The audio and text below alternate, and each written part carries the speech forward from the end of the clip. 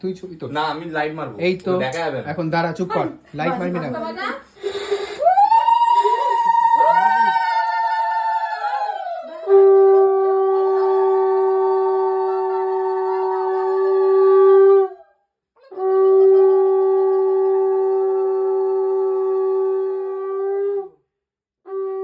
তুই ওরকম করছিস কেন